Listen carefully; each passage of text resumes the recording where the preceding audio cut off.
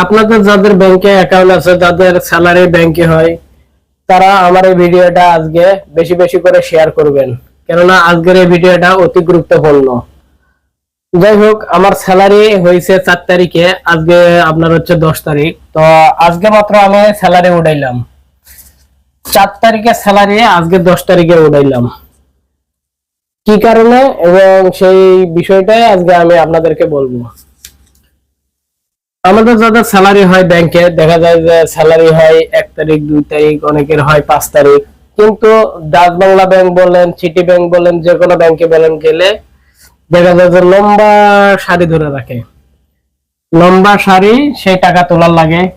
অথবা দেখা যায় যে ব্যাংকে টাকা নাই, এই এগুলোর জন্য নানা রকম সমস্যা হয়ে থাকে। কিন্তু দেখেন, মাস শেষে কিন্তু রুম ভাড়া দেওয়া লাগে, বা দোকানে যা যা বাকিতে পণ্য ক্রয় করে দোকান বিল দেওয়া লাগে, নানা রকম সমস্যা হয় কিন্তু মাস শেষে। 10 তারিখের রুম ভাড়া দেখা যায় যে 15 তারিখ পর্যন্ত তো আর রাখা যায় না, কারণ মালিকে বলে 10 তারিখের মধ্যে রুম ভাড়া পরিশোধ করার জন্য। কিন্তু আমরা যখন ব্যাংকে যাই দেখি ব্যাংকে টাকা নাই, দুটো একটা বুথে টাকা আছে আর বাকি বুথগুলোতে টাকা নাই।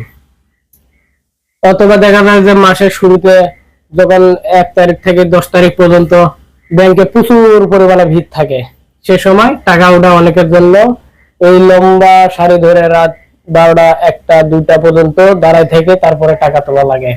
এখন কি করব, শেষ পর্যন্ত টাকা তুলতেই হবে, কারণ অনেকের বাড়িতে দেওয়া লাগে, কোনো চিকিৎসার জন্য দেওয়া লাগে, অথবা দোকানে দেওয়া লাগে, রুম ভাড়া দেওয়া লাগে। কারণ মাস শেষে তো ওই টাকাটাই কিন্তু তাদের জন্য সম্বল।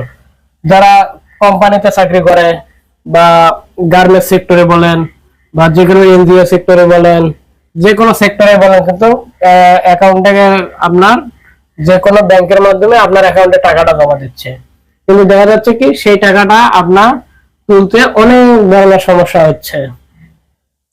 ব্যাংকে যে পরিমাণ লাইন থাকে, একদিন যদি আপনি ব্যাংকে যান, যাদের অ্যাকাউন্ট আছে তারা তো প্রধানত যায়, যাওয়ার পরে দেখে যে কি লম্বা সারি ধরে রয়েছে। যার কারণে আমি কিন্তু, আমার স্যালারি হয়েছে কিন্তু 4 তারিখ, 4 তারিখে স্যালারি আমি কিন্তু তুললাম আজ কত তারিখ, 10 তারিখ। তাহলে 4 তারিখ, আজকে 6 দিন পরে। এর মধ্যে একটা কথা বলে রাখি, এখন হচ্ছে ঈদ। ঈদের কারণে কিন্তু দেখা যায় যে কোনো আপনার ঈদের আগের দিন পর্যন্ত অনেক কোম্পানিতে স্যালারি হয়েছে, যার কারণে ঈদের আগের দিন পর্যন্ত কিন্তু ভিড় থাকতে হবে। কিন্তু তাও না, দেখে যে ঈদের দিন ডাচ বাংলা ব্যাংকের বুথ বন্ধ, দুটো একটা খোলা আছে, ওগুলোতে দেখি আবার টাকা নাই। মানে যে পরিমাণ টাকা থাকার কথা সে পরিমাণ টাকা নাই, নির্দিষ্ট কিছু টাকা অ্যামাউন্ট দিয়ে রাখছে, 500 টাকার উপরে বা 1000 টাকার উপরে, ওইখান থেকে উঠানো যাবে না।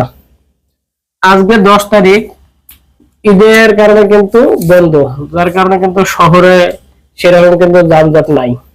কিন্তু তারপরে দেখি আমি সিরিয়াল ধরে টাকা তোলা লাগলো। সকালবেলা একবার গেছি, যাওয়ার পর দেখি ব্যাংকে সিরিয়াল, পরে ফেরত আসছি। এখন রাত 7টার সময় আমি কিন্তু টাকা উঠাইলাম।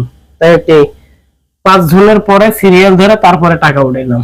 আসলে ব্যাংকে স্যালারি হওয়ার পরে এই যে দুর্ভোগ, এটা আসলে একটা কষ্টদায়ক। কারণ আপনি সারাদিন পরিশ্রম করেন, সারাদিন পরিশ্রম করে আসার পরে যদি আপনার টাকাটার জন্য যদি ব্যাংকে যায় আর রাত 12টা, 1টা, 2টা পর্যন্ত যদি লাইন ধরে, লম্বা লাইন ধরে যদি টাকাটা তুলতে হয়, তাহলে আপনার জন্য কতটা কষ্টকর হয়।